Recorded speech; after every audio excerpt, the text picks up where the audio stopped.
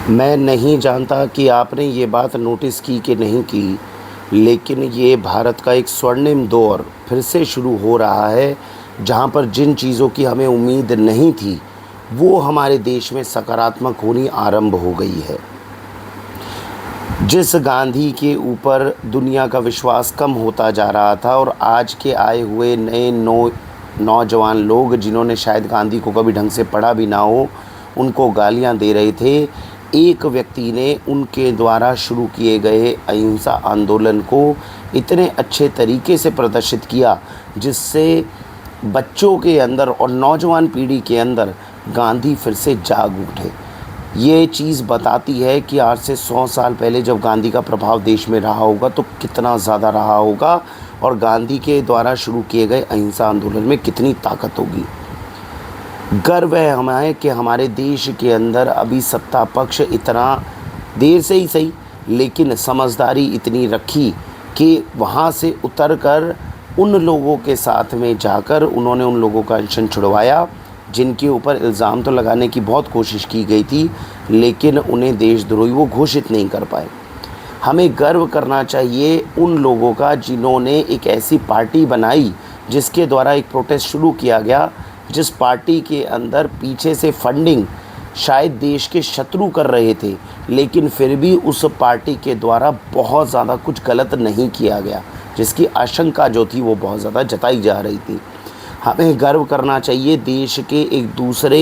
हिस्से में, जहां झारखंड में प्रोटेस्ट हो रहा है, और उसके अंदर तो प्रोटेस्ट के अंदर होने वाली तपस्या को,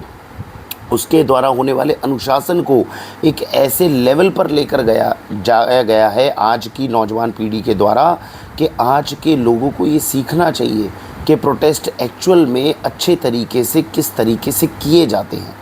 ये देश में लोकतंत्र की सबसे बड़ी शक्ति है, जो आज जेन-ज़ी दिखाने में सफल हुए हैं। हाँ, बहुत जगहों पे कुछ गलतियां हुई, कोई दिक्कत हुई, लेकिन ये नौजवान पीढ़ी, इसने पूरे दुनिया में जिस समय पे कोई व्यक्ति इनके ऊपर किसी भी तरह की कोई आशा नहीं रख रहा था, ये दिखाने में कुछ हद तक ये सफल हुए कि नहीं, हमसे उम्मीद की जा सकती है और डेमोक्रेसी और लोकतंत्र को बहाल करने में हम अपना योगदान बहुत अच्छा निभा सकते हैं। हमें गर्व होना चाहिए। आज महाराष्ट्र के माध्यम से हमारे पास में एक ऐसे फूड इंस्पेक्टर जिनके 24-25 ट्रांसफ़र हो चुके, लेकिन अपनी ईमानदारी के अंदर इतने ज़्यादा सुदृढ़ हैं कि एक फूड इंस्पेक्टर के द्वारा किए गए अच्छे काम के लिए पार्लियामेंट तक में डिस्कशन हो रही है, और पूरा देश जो है उनको देख रहा है कि अगर एक गवर्नमेंट ऑफिसर भी अपना काम ईमानदारी से करे तो कितना बड़ा बदलाव और कितना बड़ी चर्चा का विषय ये पूरे देश में बन सकता है। मुझे खुशी इस बात की भी है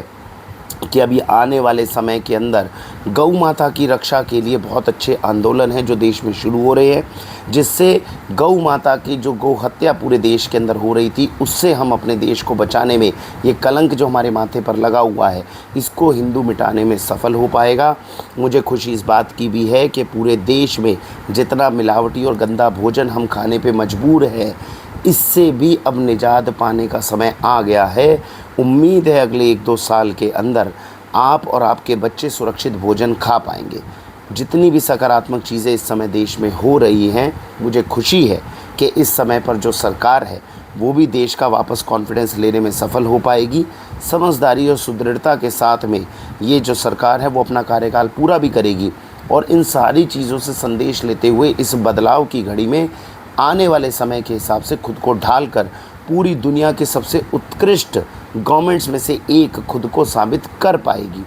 एक और भी अच्छी चीज़ है, जब पेट्रोल के ऊपर इतनी बड़ी कंट्रोवर्सी चल रही थी, कल मुझे खुशी हुई जब मैं पेट्रोल पंप पे गया तो वहाँ पर अब 2 तरीके का पेट्रोल मिल रहा है, एक 101 रुपये का और 110 रुपये का। जब हमने उनसे पूछा कि ये 2 तरह का पेट्रोल क्यों मिल रहा है, तो उसने बताया, पेट्रोल विक्रेता ने, कि 101 रुपये वाले के अंदर 20% इथेनॉल है, 110 वाले के अंदर केवल 5% इथेनॉल है। तो ये बता रहा है जिस देश के अंदर गवर्नमेंट भी सजग हो, समझदारी से डिसीजन लेने का प्रयत्न कर रही हो, और जनता इतनी समझदार हो कि अगर गवर्नमेंट से कहीं गलती हो रही हो तो उनको रियलाइज़ करवा सके, और मिलजुल कर गवर्नमेंट और जनता अपने अपने दायित्वों को निर्वाह करते हुए देश को कैसे बचाना है, देश को कैसे अच्छी राह पर लेकर चलना है, ये सब कुछ करने में सफल हो जाए।